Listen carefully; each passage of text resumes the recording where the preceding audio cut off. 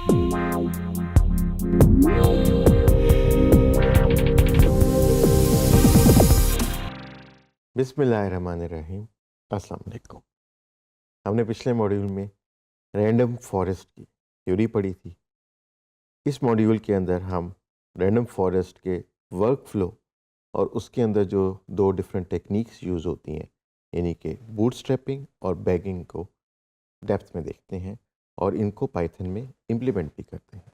जैसे कि हमने देखा था कि रैंडम फॉरेस्ट जो है वो बहुत सारे डिसीजन ट्री को यूज़ करता है ताकि ओवरफिटिंग ना हो और हमारे पास वो different decision trees different data samples के ऊपर ट्रेन हो जाए। रैंडम फॉरेस्ट का फोकस जो है बूटस्ट्रैपिंग पे या बैगिंग पे होता है, जहाँ पे हम सैम्पलिंग करते हैं विद रिप्लेसमेंट हर अपने डिसीजन ट्री के लिए। अब चूंकि हम डाटा के डिफरेंट सैम्पलिंग करके हर ट्री को बना के देते हैं, तो हर ट्री जो है वो डाटा के डिफरेंट फीचर्स के ऊपर फोकस करता है। तो इससे हमें ये पता लगता है कि जो हमने डिसीजन ट्री के अंदर पहला फीचर लिया है फॉर डिसीजन, किसी और डिसीजन ट्री में कोई और फीचर को as first feature for decision ले लिया जाएगा।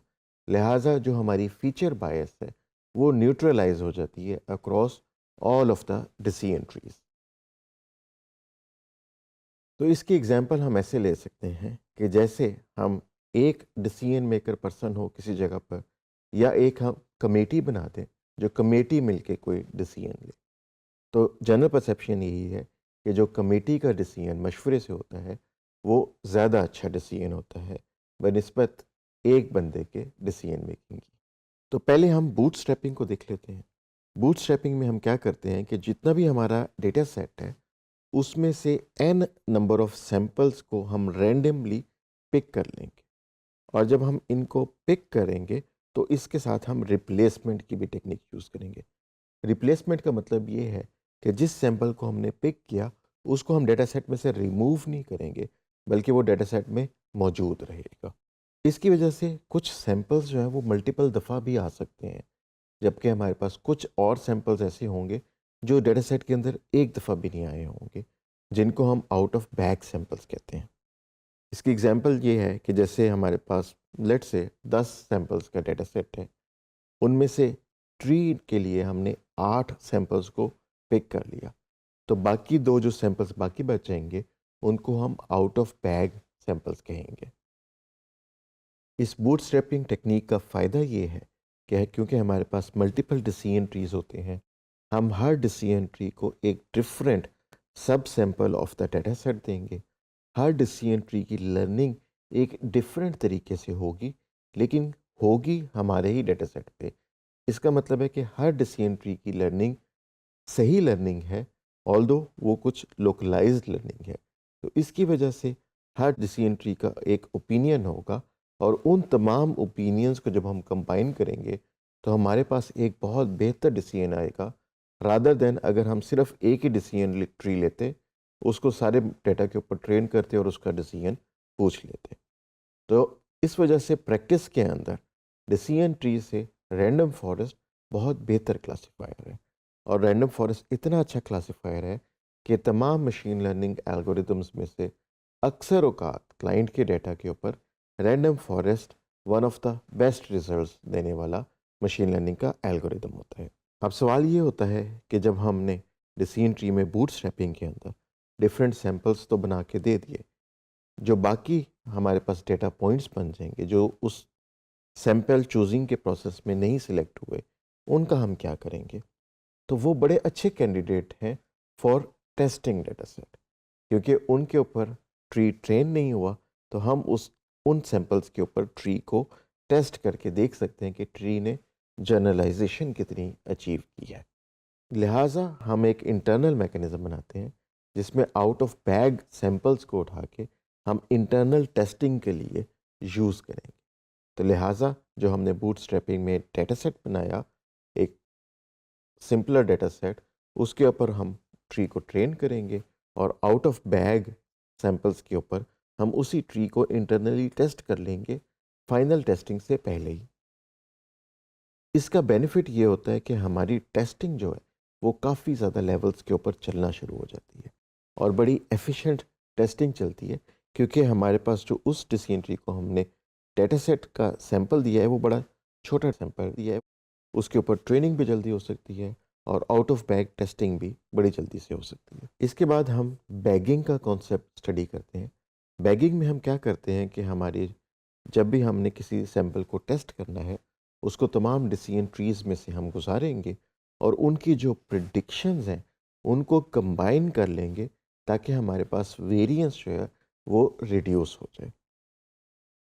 लिहाजा इसके अंदर जब हमारे पास डिसीजन ट्रीज का सबका ओपिनियन आ जाएगा, तो हम इसके अंदर क्लासिफिकेशन कैसे करेंगे कि हम मेजॉरिटी वोटिंग को देख लेंगे कि जिस आउटपुट क्लास को हमारे सबसे ज़्यादा डिसीजन ट्री ने वोट किया होगा, हम उसको फाइनल आउटपुट कंसिडर कर लेंगे। यही काम अगर हम रिग्रेशन में करना चाह रहे हैं, तो हम जितनी भी प्रेडिक्शंस हुई हैं हमारे सारे डिसीजन ट्रीज से, हम उनकी एवरेज लेके ये आउटपुट पे दे देंगे जो हमारी बैगिंग की आउटपुट होगी। इस तरह हम बैगिंग को बूटस्ट्रैप की एग्रीगेशन भी कह सकते हैं कि जो हमने बूटस्ट्रैपिंग की थी अपने डेटा सेट की अक्रॉस डिफरेंट डिसीजन ट्रीज, जब हम उनको एग्रीगेट करते हैं यानी उनको कंबाइन करते हैं, तो इस मेथड को हम बैगिंग कह देते हैं। एग्जाम्पल इसकी ये है कि हमारे पास लेट से 5 डिसीजन ट्रीज हैं, हमने उनको एक सैंपल दिया कि इसका रिज़ल्ट बताओ। जो हमारे पास रिज़ल्ट आया वो आया सेटोसा, सेटोसा, विर्जिनिका, सेटोसा और वर्सिकुलर। ये तीनों हमारे पास जो फ्लावर्स हैं उसमें सेटोसा को 3 डिसीजन ट्रीज ने वोट किया, विर्जिनिका को 1 डिसीजन ट्री ने वोट किया और वर्सिकुलर को 1 डिसीजन ट्री ने वोट किया। लिहाजा हमारे पास मेजॉरिटी जो वोटिंग है वो सेटोसा फ्लावर की है, तो हम आउटपुट पे सेटोसा फ्लावर की आउटपुट कर देंगे। और ये हम आइरिस डेटा सेट की बात कर रहे हैं। तो एग्रीगेशन जो है वो हमारे लो बायस को प्रिजर्व रखती है, जिसकी वजह से हमारी जो स्टेबिलिटी ऑफ रिजल्ट्स है वो बहुत ज़्यादा इम्प्रूव हो जाती है। तो अब हम चलते हैं अपने जुपिटर नोटबुक की तरफ और रैंडम फॉरेस्ट की प्रैक्टिस करके देखते हैं। हमने लाइब्रेरीज़ के इंपोर्ट वाले कोड को चला लिया। इसके बाद हम आइरिस के डेटा सेट को लोड कर लेते हैं और इसको हम 30% पे स्प्लिट कर लेते हैं, 30% टेस्टिंग डेटा और 70% ट्रेनिंग डेटा। साथ ही हम इसको स्टैटिस्टिकली स्ट्रेटिफाई भी कर लेते हैं ताकि क्लासेस का बैलेंस बेहतर हो जाए। इस कोड को भी हमने चला लिया। उसके बाद फिर हम जब रैंडम फॉरेस्ट क्लासिफायर का एक इंस्टेंस डिक्लेयर करेंगे, तो वहाँ पे हम कंस्ट्रक्टर के अंदर डिफरेंट पैरामीटर्स दे सकते हैं। इसके अंदर हमने नंबर ऑफ़ एस्टिमेटर्स 50 दिया, लिहाजा हमारा जो रैंडम फॉरेस्ट है उसके अंदर 50 डिसीजन ट्रीज इनिशियलाइज हो जाएंगे। यहाँ पे हमने मैक्स डेप्थ को नन कर दिया कि रैंडम फॉरेस्ट में जो ट्रीज़ हैं उनकी जितनी चाहे डेप्थ हो सकती है वो हो जाए। यहाँ पे हमने बूटस्ट्रैपिंग को ट्रू कर दिया, जिसकी वजह से हमारी रैंडम सैम्पलिंग विद रिप्लेसमेंट भी ऑन हो गई है। रैंडम स्टेट हमने 42 जो हम शुरू से लेके चल रहे हैं, और नंबर ऑफ़ जॉब्स जो हैं वो भी हमने अनलिमिटेड कर दी। इस कोड को भी हम रन करते हैं। यहाँ पे हमने रैंडम फॉरेस्ट को फिट करने का भी कह दिया हमारे ट्रेनिंग डाटा के ऊपर। अब रैंडम फॉरेस्ट क्लासीफायर का इंस्टेंस बन चुका है। हम इसको खोल के इसके पैरामीटर्स देखते हैं।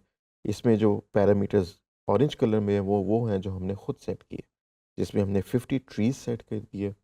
बाय डिफ़ॉल्ट उसने गिनी इंडेक्स को लिया है ऑप्टिमाइजेशन के लिए। नंबर ऑफ़ जॉब्स हमने लिमिटेड कर दी।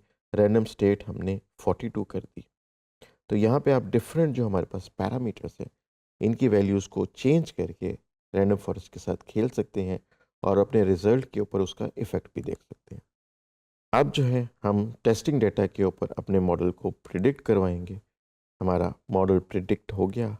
अब हम यहाँ पे इसकी एक्यूरेसी निकालते हैं, तो हमारे पास आइरिस की डेटा सेट के ऊपर 88.9% एक्यूरेसी हमें अचीव हो गई है।